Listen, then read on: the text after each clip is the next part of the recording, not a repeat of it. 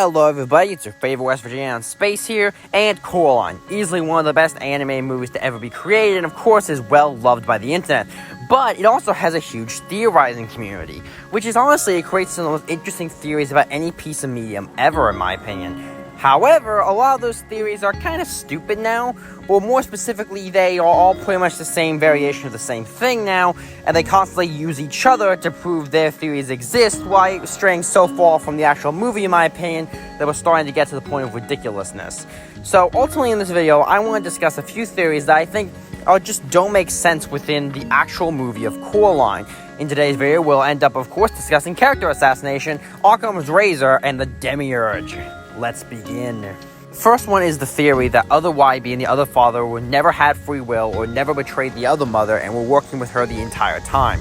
This one is kind of stupid. Like, it works on a few bits of evidence and then ignores other things, like when the other father was saying, she's controlling me, and people say, oh, he's being controlled to fight Coraline, missing the fact his hands are basically tied to the giant mantis robot. Like, how did you people miss that? And then you have other Wybie people say, oh, why couldn't he go into the normal world? The other beings could. Well, first of all, that's just the mice and the doll, which I believe were specifically made to do that. And even beyond that, let's just say that it does make sense, he's clearly falling apart because the magic isn't working. So even if he can go into the normal world, he'd probably fade away pretty soon. You likely just want to stay behind to give Coraline more time. You know, like a hero. And that's another thing, is that all this does, this theory that has very little evidence, just turns other Wybie and other father from noble heroes who gave up everything to try to do the right thing, even though they were made to do it, into generic goons and jobbers for the Beldam. Like, objectively, that's just a less good story when there isn't really any evidence for it, and it just isn't as good in my opinion. And before people say, oh, but the Beldam created them, how can they rebel against her? That's the entire point. They can. That's like the thing. Duh.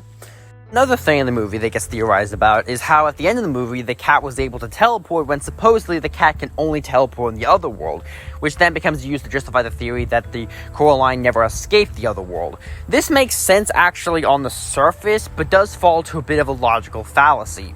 This being is that, can the cat actually teleport in the normal world? I mean, sure, we never technically see him do it, but we never actually get good confirmation he can't. And his abilities are not seemingly terribly tied to the other world, at least not directly. And this is an important detail, and it's also worth mentioning the cat doesn't just teleport in between the normal world and the other world. The cat teleports also within the space within a world. So the other world still could be completely destroyed, and the cat is just teleporting to another part of the normal world, which we know he can do in the other world, which makes sense. And realistically, the only reason we believe that the cat can't teleport is because we believe the cat only has powers within the other world. But once again, this is never said to my knowledge. And I think if most logically, it's just because we suspect that, oh, a cat can't normally do this, so therefore it must be the other world magic. But that doesn't make sense either, because if the cat is a normal cat, just coming to our world, then why doesn't Coraline gain powers when she enters the other world? Like, they're both from the same world. You would have to answer that question logically. I mean, I doubt the cat knows magic, just logically. It doesn't quite add up when you really think about everything, so we can apply Occam's razor, which makes more sense. That the cat was able to use an ability that we see him use many other times, just in a slightly different context, or the entire ending of the movie, the plot and characters is completely uprooted and has to imply several other things and add elements that don't make sense, which is more logical. This one, however, is the big one, the big kahoonis. The other mother, the Beldam, whatever you want to call her, is not the Demiurge. Now, why did I dig up ancient religions, personal theories on theology? Well, blah blah blah, Gnostic texts have the concept and idea of the Demiurge. This false god or heavily powerful entity that has constructed a false reality that people live in, this being the physical world, to hide the truth of the land. Now, of course, why did I just specify all this? Well, it's because a lot of people seem to think the Beldam or the other mother is this Demiurge-type figure. Or more specifically, would have to logically have the beings of this power to be able to do what the theories give her. Because a lot of people work with the theory that Coraline never escaped the other world basically using only the bit at the end with the cat and the well to kind of justify it, and then say, oh, the Beldam can clearly mess with the real world, or she never escaped the illusion anyway. But this just doesn't make sense. We see in the movie her power fading. We see when the souls are taken that things start working. We see she has a limit to the world. You can walk around it.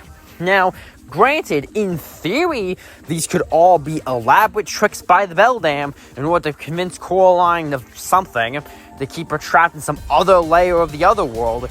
But realistically, that doesn't make sense. I mean, like, if she had this kind of power to convincingly fake the real world, well, first of all, why does she need the soul of a kid in the first place? She seems to be plenty powerful on her own. But even if she does, then and so many points in the movie where she could just use any amount of this godlike power and instantly win.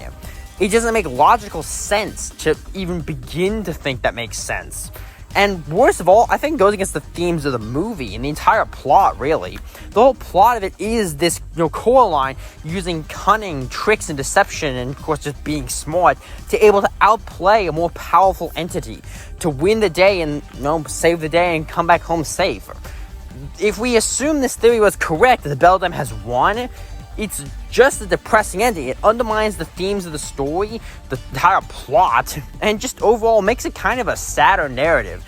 It's basically just a creepypasta at this point, or the unholy love trial between a creepypasta and it was all a dream theory, which, yes, Coraline also has that theory, because everything has that theory. So, ultimately, and also I don't like it because it's basically just character assassination on Coraline, saying that this person who's clever, cunning, and was able to outplay entities way above her weight class was actually just a stupid, dumb girl who played right into their hand. I don't like that. It takes away some of the, interesting bits of the movie, but ultimately, I don't really hate the people who make these theories. They're quite smart in theorizing sense. I just believe that they've become slightly too convinced of theories that don't quite make sense. I don't have very many good counter theories for today, but I just wanted to be that person who points out some of the flaws in these things, because a lot of people just don't. They just take it as face value. So ultimately, what do you think? Do you think the theories still make sense? Do you think my flaws prove they don't make sense? What are your theories about Coraline? Comment them down below, and I'll see you all next time. Yeah? Hey, why don't you hit that sub button? You're gonna become a subscribble. Get to see my content quicker. Wouldn't that be nice? I bet so.